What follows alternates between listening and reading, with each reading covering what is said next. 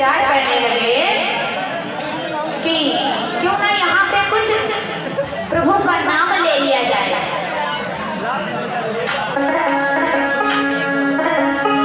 ब्राह्मण जी गाने लगे हैं, गुनगुनाने लगे हैं कि कछुहरी गुण गाए लाभ मिला है तो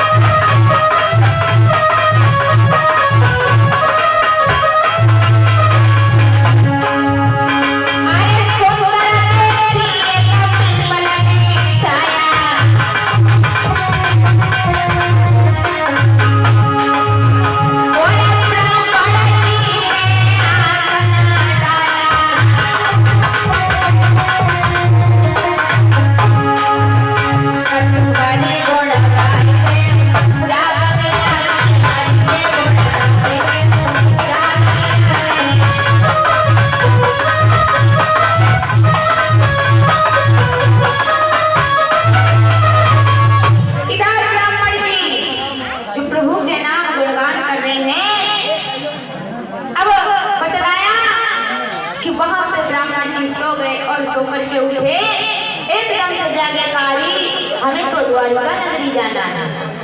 जैसे ही सोने लगे इधर भगवान कन्हैया ने योग माया से ब्राह्मण जी को जगाया। ब्राह्मण जी जाग करके गए और पहुंचे हैं द्वारका नगरी में। जैसे ही पहुंचे अब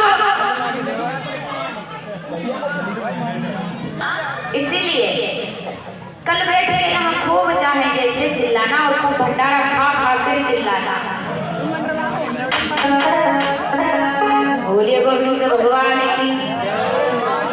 इधर ब्राह्मण जी पहुंचे हैं द्वारका नगरी में वो पत्र लेकर के। अब महाराज प्रभु के पास में जैसे ही पहुंचे, भगवान कृष्ण के पास में भगवान कृष्ण पूछने लगे कि हे ब्राह्मण देव, आप कहाँ से आए हैं, किस कारण से आए हैं? और भगवान कन्हैया तो हर बात जाने पूछ रहे हैं कि कहाँ से आए हैं आप। ब्राह्मण जी कहने लगे सुनो,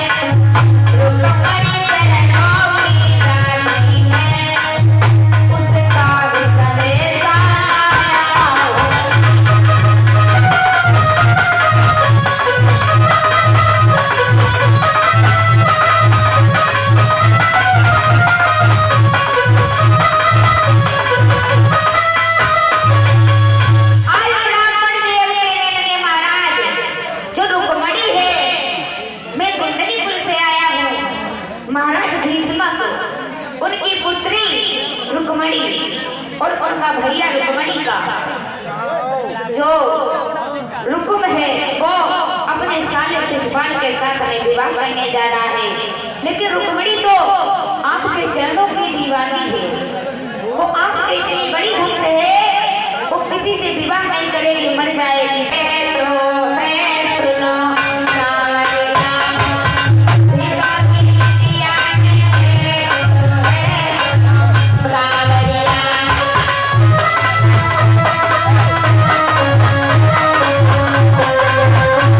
ब्राह्मण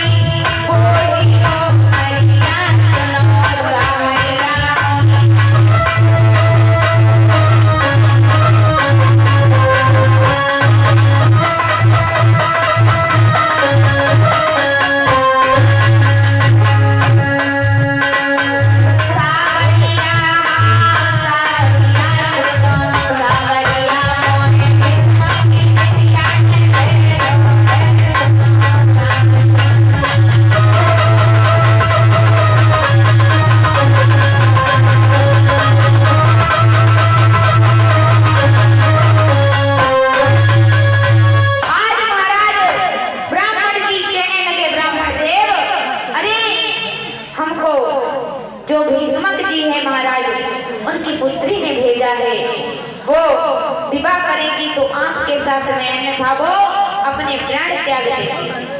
आज तो मैया रुक्मणी का पूरा हाल बतलाया है ब्राह्मण देव ने। अब इधर भगवान कृष्ण कहने लगे तो चलिए, अरे अब देर किस बात की, चलो रुक्मणी को, भगवान कृष्ण कहने लगे हैं चलो रुक्मणी को हम विवाह करके लाएंगे। अरे यदि वो किसी के साथ में विवाह नहीं करना चाहती है तो हम उसको अपनी पत्नी के रूप में स्वीकार करेंगे। रुक्मणी ने बतलाया था ब्राह्मण देव को कि जो गांव के बाहर, महलों के बाहर मैया रानी का मंदिर बना है, उस मंदिर में मैया रुक्मणी मिलेगी। भगवान कृष्ण से ब्राह्मण जी कहने लगे कि आपको मैया रुक्मणी एक मंदिर में मिलेगी। तो भगवान कृष्ण ने क्या किया, रथ को एक ही चलवाया है, पंडित जी को बैठलाया और खुद बैठे हैं भगवान कृष्ण रथ में, जाकर के बैठ गए। इधर जैसे ही भगवान चलने लगे, लेकिन चाल भगवान को अच्छी नहीं लग रही क्योंकि देर हो रहा है। भगवान को चाल अच्छी नहीं लग रही तो भगवान ने क्या किया, रथ को आसमान मार्ग से ले जा रहे हैं।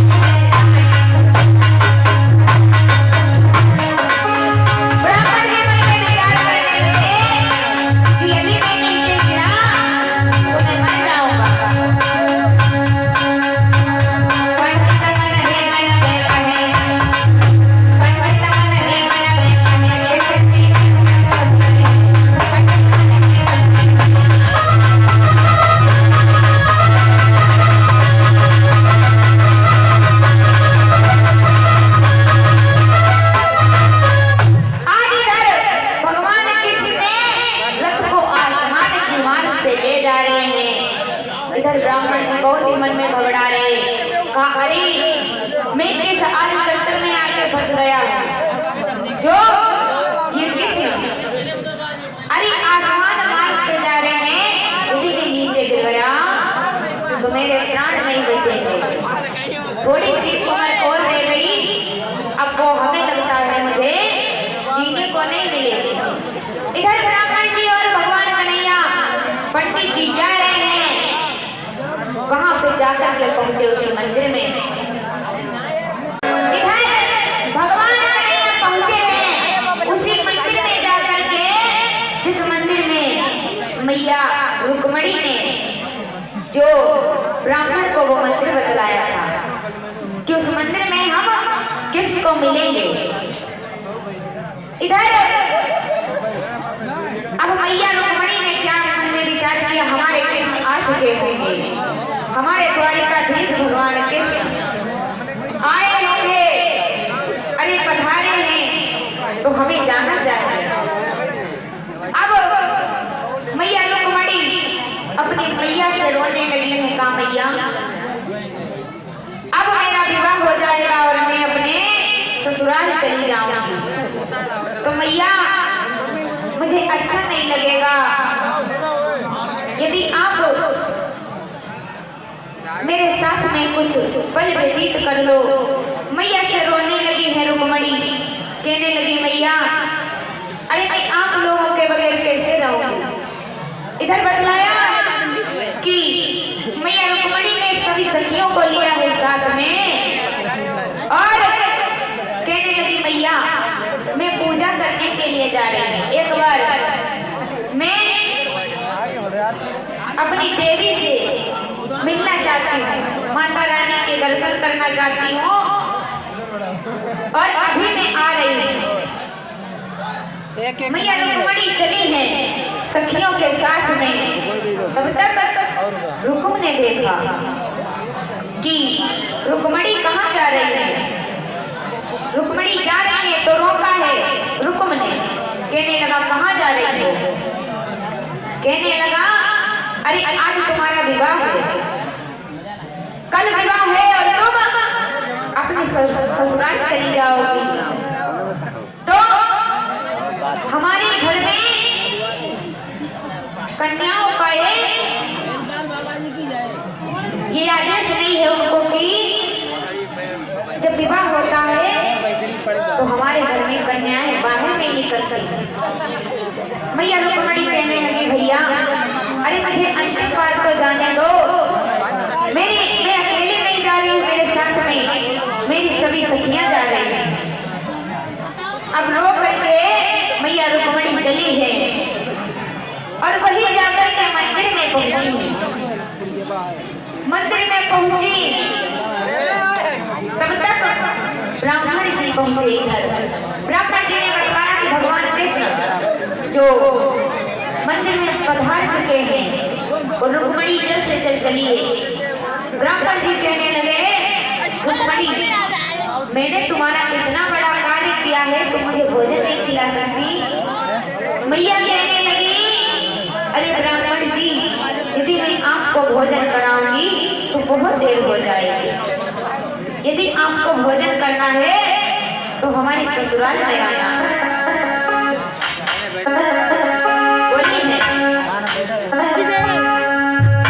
यदि भोजन तुम्हें कराओगे तो हमें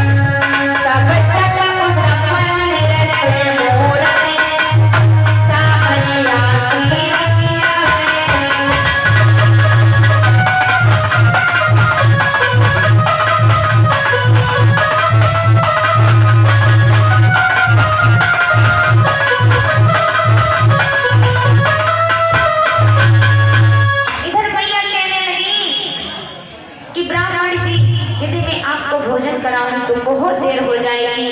तब तक हमारे कृष्ण चले जाएंगे।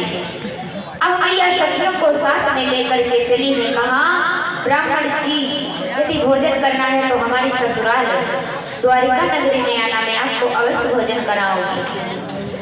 आज मैया सभी सखियों के साथ में पहुंची हैं उसी मंदिर में जहाँ पे भगवान नारायण पधारे हुए हैं, भगवान कृष्ण। तो देखा है, दूर से देखा है भगवान कृष्ण और इधर शिशुपाल बारात को लेकर के जो है पुण्यपुर में आ चुका है। मैया रुक्मणी से विवाह करने के लिए शिशुपाल आ चुका है। इधर मैया सखियों के साथ में गई है। भगवान कृष्ण ने दूर से देखा कि कुछ सखियां आ रही हैं, तो भगवान ने मन में विचार किया कि इन्हीं में से एक वो रुक्मणी होंगी जो हमसे विवाह करना चाहती है।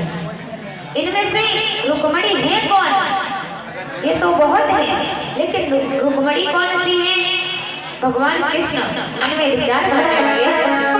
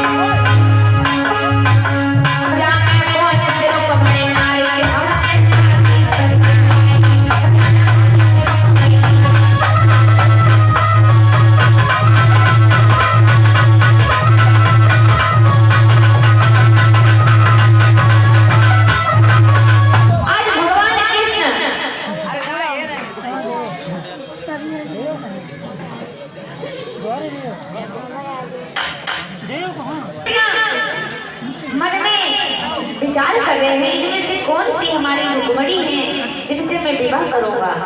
तो मैया ने क्या किया रुक्मणी ने कि जिस हाथ में मैया के कंकन बंधा हुआ था उस हाथ को ऐसे उठा दिया।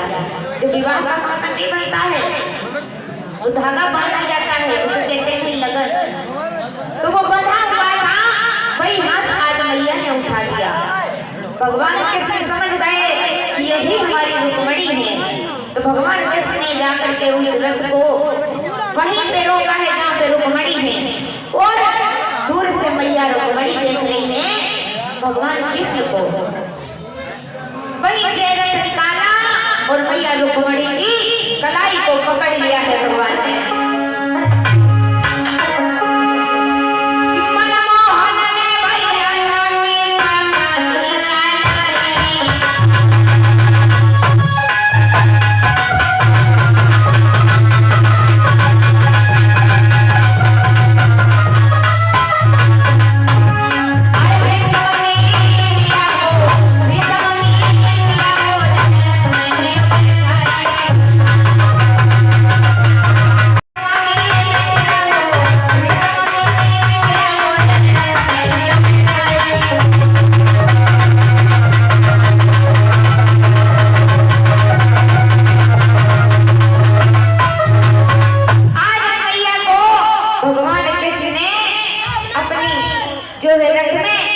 उनका हाथ पकड़ के झट से रथ में बिठा दिया है।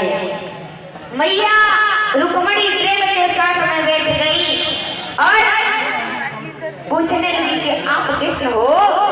मैया ने तो सपने में ही भगवान कृष्ण को देखा था और सपने में ही देख करके प्रेम किया था। मैया रुक्मणी ने आज भगवान कृष्ण ने जैसे रथ में बिठाया, इधर जो रुक्मणी के पीछे जो सेना आई हुई थी, सारी सेना तैयार थी कि रुक्मणी यदि वो विवाह नहीं करेगी शिशुपाल से तो वो कुछ भी कर सकती है। आज जैसे ही देखा रुक्मणी मैया जो है उनको भगवान कृष्ण रथ में बिठा के ले जा रहे हैं, तो सभी सखियां दौड़ी हैं।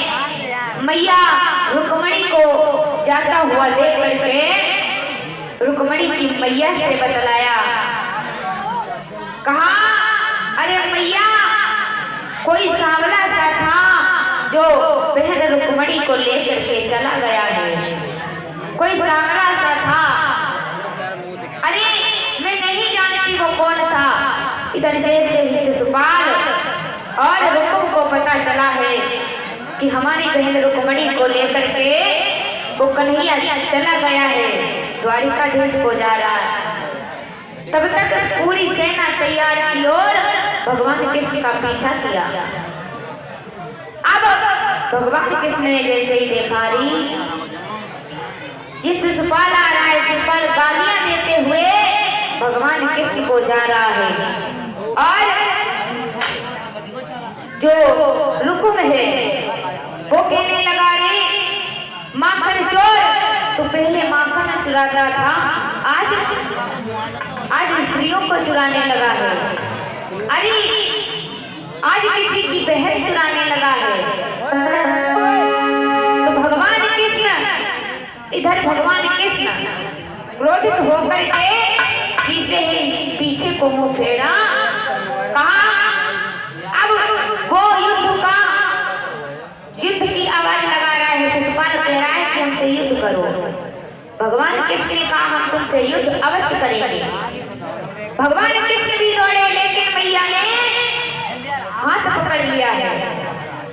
मैया कहने लगी कि यदि स्वामी आप मेरे भैया को मत मारिए। बोली है रुक्मणी मैया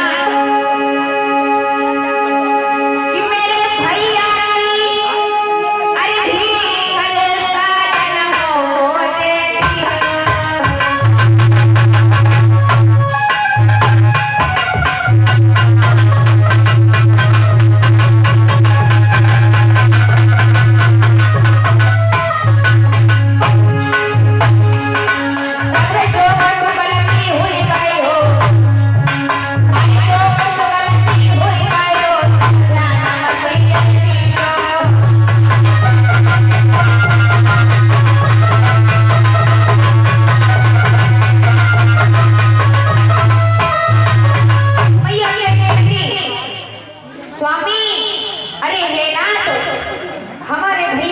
मत मारिए। अरे आप तो द्वारिकाधीश हो, आप इन दुष्टों के मुंह क्यों लगते हो?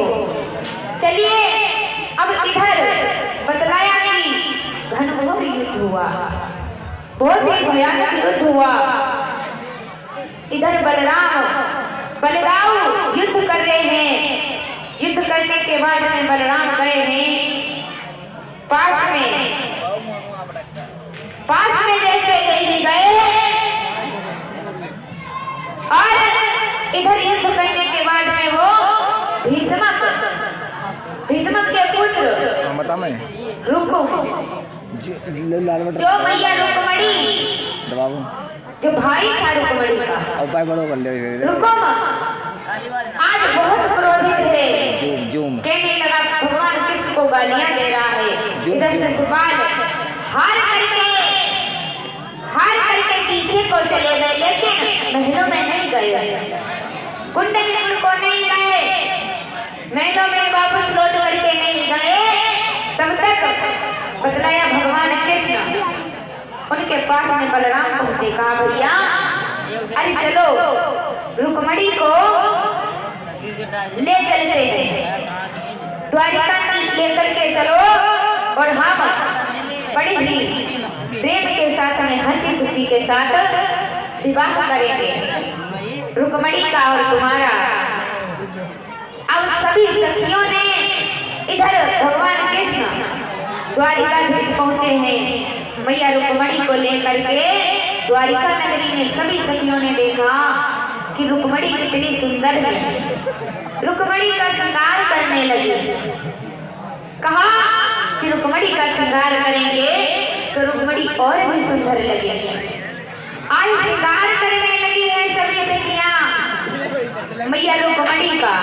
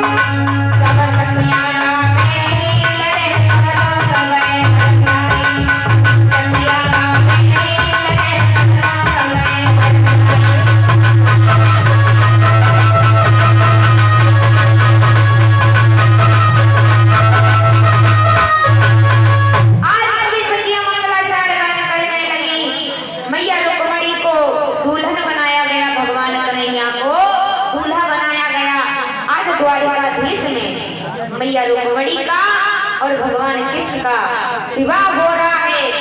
सभी सखियां भगवान कृष्ण को मंगलाचार सुनाने लगी।